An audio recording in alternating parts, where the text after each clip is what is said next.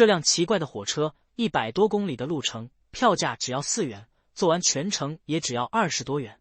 他不需要检票，没票就上车再补，像坐公交一样，偶尔也会有付不起票价的，列车长也就摆摆手说算了。这趟车挣不了什么钱，坐他的乘客大多是当地老乡，有返校的学生，有背着自家蔬菜去赶集的，甚至还有带着鸡鸭牲畜上车的。往往没到目的地，他们就做成了几笔生意。这还是火车吗？这更像是一个移动的菜市场。其实这是一辆扶贫列车。列车长说，这趟车运行了快50年，这些年高速修好了，机场建成了，高铁也通了，但这辆车的价格从未变过。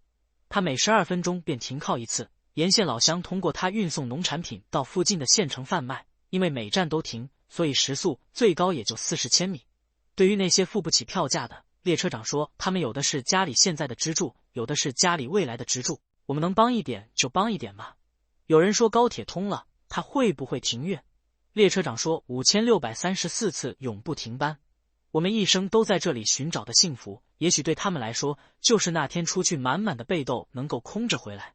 40公里的列车在大山里穿梭，5634或许是全国最慢的列车，混杂着牲畜烟酒的闷热气味，充斥着小孩的打闹，听不懂的方言，但它不会落下任何一个想看看外面世界的旅人。这辆车带他们走向更大的城市，也帮助他们回到自己的家乡。凉山不凉，怕很暖。